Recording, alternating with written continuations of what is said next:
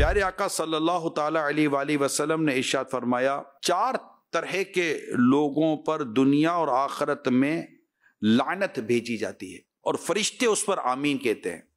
ان میں سے 2 یہ ہیں، وہ آدمی جسے اللہ پاک نے مرد بنا کر پیدا کیا، پھر اس نے اپنے آپ کو عورت بنا لیا اور عورتوں کی مشابہت اختیار کر لی، اور نمبر 2 وہ عورت جسے اللہ پاک نے عورت بنایا مگر اس نے اپنے آپ کو مردانہ انداز میں ڈھال لیا اور مردوں کی مشابہت اختیار کی۔ پیارے آقا صلی اللہ تعالی علیہ وسلم نے ارشاد فرمایا، اللہ پاک قیامت کے دن مردوں سے مشابہت اختیار کرنے والی مردانی عورت پر نظر رحمت نہیں فرمائے گا۔ آج کل میں پرسنلی طور پر یہ دیکھ رہا ہوں کہ کئی مرد اپنے کان میں اب بالیاں پہن رہے ہیں، طرح طرح کی فیشنیبل بالیاں اب کانوں میں دیکھ رہا ہوں پرسنلی طور پر۔ کئی ایئرپورٹوں کے جب سفر ہوتا ہے تو کئی دفعہ ایئرپورٹ پر آنا جاؤ، اور اس طرح کی چیزیں زیادہ تر ایئرپورٹ پر نظر آتی ہے، ورنہ تو مسجد میں جاتے ہیں یا کہیں اجتماع میں جاتے ہیں یا کہیں گھر میں ہوتے ہیں وغیرہ، یا جو ملنے والے آتے ہیں تو وہ اس طرح کے عموماً لوگ نہیں نظر آتے، مگر ایئرپورٹ پر یا چند ایک اور مقامات پر راستے میں آتے جاتے ہوئے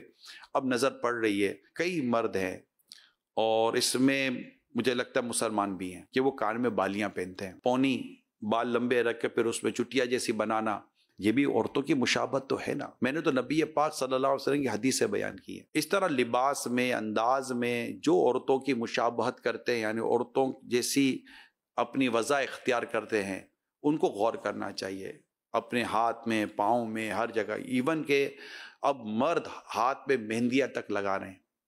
اب آپ بتائیے کہ مہندی لگانا یہ عورتوں کے لیے، مطلب عورتیں ہاتھوں میں مہندی لگاتی ہیں، یہ بالیاں پہننا یہ سب عورتوں کے کام ہے، یہ چٹیاں رکھنا یہ سب عورتوں کے کام ہے۔ اب اسی طرح عورتیں جو مردوں کا انداز اختیار کرتی ہیں ان کو بھی غور کرنا ہے کہ یہ ہمارا کام نہیں ہے۔ عورتوں نے مردوں جیسے لباس اختیار کر لیے، عورتوں نے مردوں جیسے بال رکھنے شروع کر دیے، عورتوں نے مردوں جیسی چیزیں لباس میں، فیشن میں، بہت ساری چیزوں میں، چال ڈھال میں انہوں نے مردوں کی نقالی شروع کر دی ہے۔ اسی طرح مردوں نے عورتوں کی جیسی نقالی شروع کر دی ہے۔ لباس میں بھی عورتوں والا انداز کئی جگہ پر مردوں کا پایا جاتا ہے۔ تو یہ جو چیزیں نظر آ رہی ہیں، شاید مجھ سے زیادہ آپ کو نظر آتی ہوں گی، ہو سکتا ہے کہ یہ کوئی ڈراموں میں، فلموں میں اور مختلف وہ ایکٹر، گلوکار، اداکار وغیرہ کے طور پر یہ پروموٹ ہو جاتی ہے اس طرح کی چیزیں، ہو سکتا ہے ان کے بھی علم میں نہ ہو۔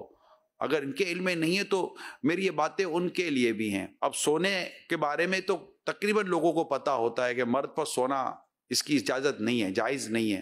ہمارے یہاں لڑکے مرد کڑے پہنتے ہیں، اسٹیل کے، میٹل کے کڑے پہنتے ہیں، یہ بھی ناجائز ہے۔ گلے میں چین پہنتے ہیں، یہ تو ملاقات میں بھی مجھے اسلام میں ملتے ہیں تو میں ان کے کان میں کہہ دیتا ہوں، سب کے سامنے تو نہیں کہہ سکتا، کان میں کہہ دیتا ہوں آپ نے جو چین پہنی ہے نا وہ اتار دیجیے، ناجائز ہے۔ اب یہ چاندی کی ہے، ان کو شاید لگتا ہوگا چاندی کی جائز ہے، چاندی کی بھی مرد کے لیے ناجائز ہے، کسی بھی میٹل کی مرد کے لیے ناجائز ہے۔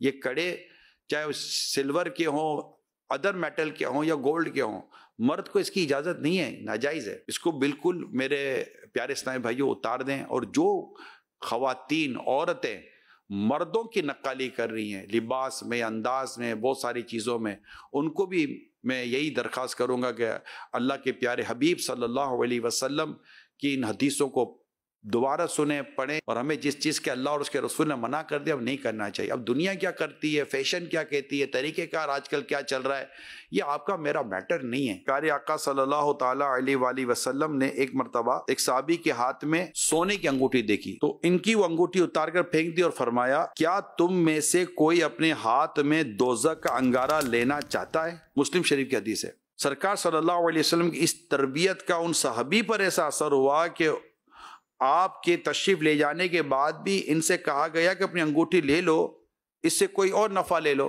یعنی اس سے نفع لے سکتے تھے، اس کو بیچا جا سکتا تھا، اور صحابہ کرام نے کہا کہ لے لو، اس سے اور کوئی نفع حاصل کر لو۔ لیکن انہوں نے کیا کہا؟ عشق رسول کا یہ انداز دیکھیے، کہنے لگے نہیں، خدا کی قسم، جس انگوٹھی کو اللہ پاک کے رسول نے پھینک دیا میں اسے کبھی نہیں اٹھاؤں گا۔ پیارے مصطفیٰ کریم صلی اللہ علیہ وسلم نے ہمیں کس کام کے کرنے کا کہا وہ ہمیں کرنا چاہیے، اور جس کام کے کرنے سے منع کیا اس سے ہمیں رک جانا چاہیے۔